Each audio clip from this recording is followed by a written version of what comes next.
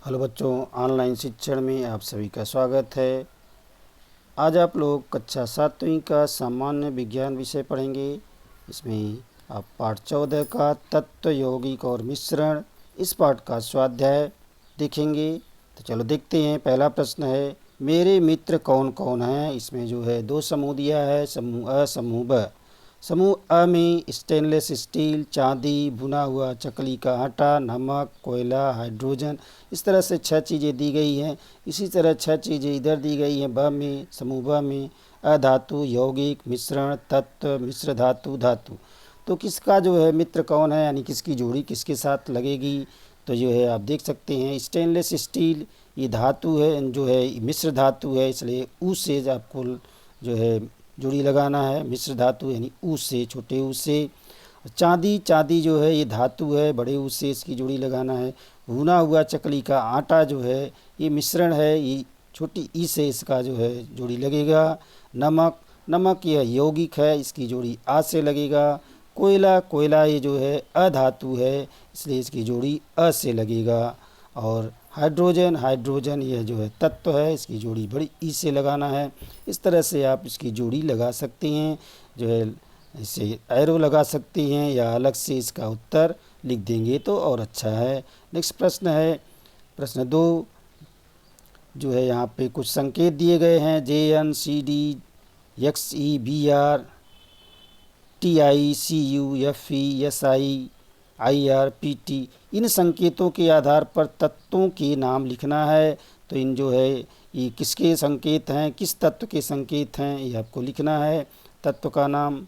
तो JN यानी zinc है, CD कैडेनियम है, XC ये जेनान है, BR ब्रोमीन है, TI थैलियम है, CU कॉपर का है, FE आयरन है, SI सिलिकॉन है, IRA इरिडियम है, PT प्लेटिनियम है। इस तरह से सबका नाम लिख सकते हैं। नेक्स्ट प्रश्न है, नीचे लिखे यौगिकों के अणुसूत्र क्या है। अणुसूत्र लिखना है, यहाँ पे नाम जो है यौगिक दिए गए हैं, सबका अणुसूत्र लिखना है। पहला है हाइड्रोक्लोरिक अम्ल, हाइड्रोक्लोरिक अम्ल का अणुसूत्र है HCl। दूसरा है सल्फ्यूरिक अम्ल, सल्फ्यूरिक अम्ल का जो है अणुसूत्र है H2SO4। तीसरा है सोडियम क्लोराइड, इसका अणुसूत्र है NaCl। चौथा है ग्लूकोज, ग्लूकोज का अणुसूत्र है C6H12O6। इस तरह से हो जाएगा इसका ग्लूकोज का C6H12O6। मीथेन का है CH4। इस तरह से प्रश्न 3 हो जाएगा। नेक्स्ट प्रश्न है, वैज्ञानिक कारण लिखो। कारण आपको लिखना है, मक्खन निकालने के लिए छाछ को मथा जाता है। अब देखते हैं कि जो है हमारे यहाँ प्राचीन काल से मक्खन निकालने के लिए जो है छाछ को मथ कर निकाला जाता है। तो ऐसा क्यों होता है। छाछ में मक्खन मिश्रित होता है, आप जानते हैं। इसको मखने के बाद जो है छाछ में से मक्खन निकलता है, यानी मक्खन उसमें से पहले से मिश्रित है। तो छाछ में मक्खन मिश्रित होता है।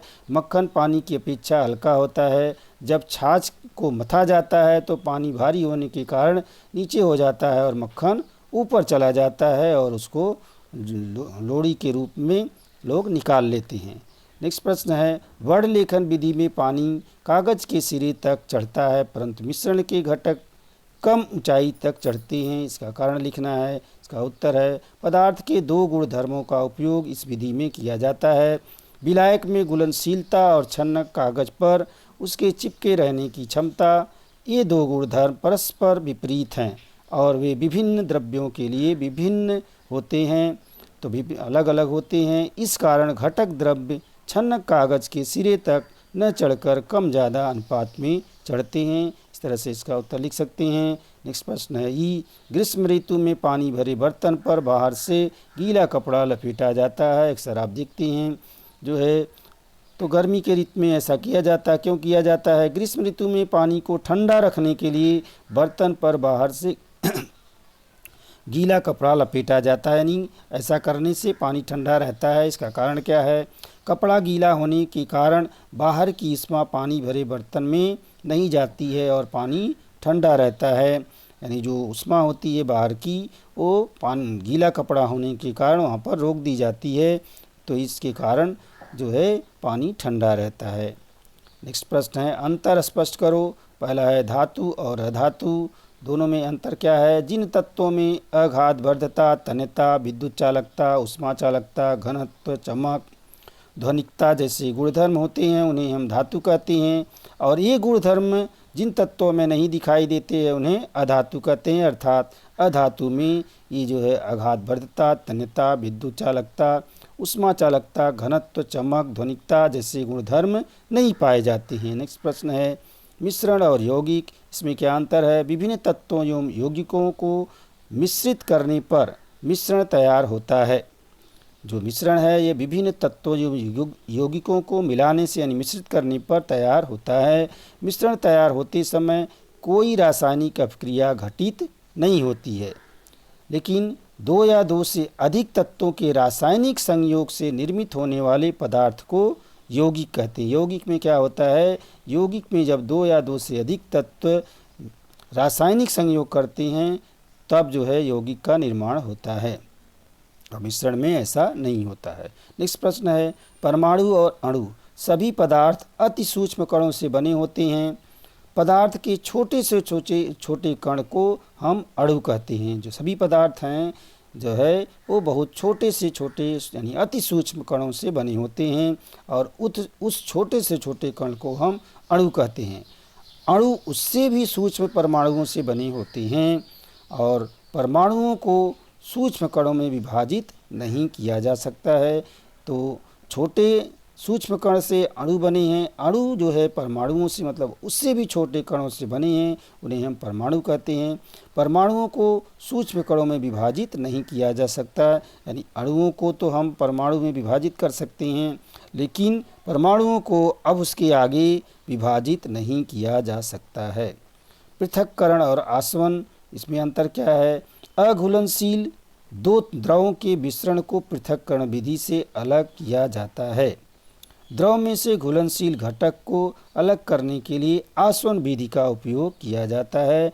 इस तरह जो अघुलनशील जो द्रव होते हैं या तत्व होते हैं उनके मिश्रण को पृथक्करण विधि से अलग किया जाता है, जबकि द्रव में घुलनशील जो घटक होते हैं उनको अलग करने के लिए हम आसवन विधि का उपयोग करते हैं या किया जाता है। नेक्स्ट प्रश्न है नीचे दिए गए प्रश्नों के उत्तर अपने शब्दों में लिखो। मिश्रण के विभिन्न घटक सरल विधि से कैसे पृथक किए जाते हैं? तो किसी पदार्थ में यदि अनावश्यक और हानिकारक पदार्थ मिश्रित किए जाएं तो मिश्रण उपयोगी नहीं रहता है। ऐसे समय में हम मिश्रण से अनावश्यक घटक अलग करते हैं। उसके लिए छानना, चालना, चुनना, बीनना, पछोड़ना, चुंबक घुमाना और ऊर्ध्वपातन जैसी आसान विधियों का उपयोग किया जाता है। नेक्स्ट प्रश्न है हम दैनिक जीवन में कौन कौन से तत्व, धातु और अधातु, यौगिक और मिश्रण का उपयोग करते हैं? तो हम बहुत सारी चीज़ों का उपयोग दैनिक जीवन में करते हैं। जैसे हम दैनिक जीवन में सोना, चांदी, पानी, हीरा, चूना, लोहा, कोयला, स्टील, नमक, पीतल, ऑक्सीजन, मिट्टी, फास्फोरस, सल्फर, क्लोरीन, फिटकरी, नौशाधर, खाने का सोडा आदि का उपयोग दैनिक जीवन में करते हैं। ये सभी जो है कुछ धातुएं हैं, कुछ अधातु हैं, कुछ यौगिक हैं और कुछ मिश्रण हैं जिसका उपयोग हम दैनिक जीवन में करते हैं। अगला प्रश्न है दैनिक जीवन में अपकेंद्री विधि का उपयोग कहाँ और किस लिए किया जाता है? मटमैला पानी, स्याही, छाछ, रक्त ये द्रव और इस तरह से अघुलनशील ठोस के मिश्रण हैं। जो है मटमैला पानी, स्याही, छाछ, रक्त ये द्रव और अघुलनशील ठोस के मिश्रण हैं। मटमैले पानी को कुछ समय तक अगर स्थिर रखते हैं तो उसके मिट्टी के कण धीरे धीरे पेदी में चले जाते हैं, लेकिन स्याही जैसे मिश्रणों को स्थिर रखने पर भी उनके कण पेदी में नहीं जाते हैं, क्योंकि ऐसे मिश्रणों में ठोस के कण सूक्ष्म और हल्के होने के कारण द्रव में सर्वत्र एक समान फैले होते हैं। छानने या बीनने की विधि से भी ये कण पृथक नहीं किए जा सकते, तो ऐसे मिश्रण को अलग करने के लिए अपकेंद्री विधि का उपयोग किया जाता है। नेक्स्ट प्रश्न है आसवन और पृथक्करण विधि का उपयोग कहाँ होता है, किस लिए होता है?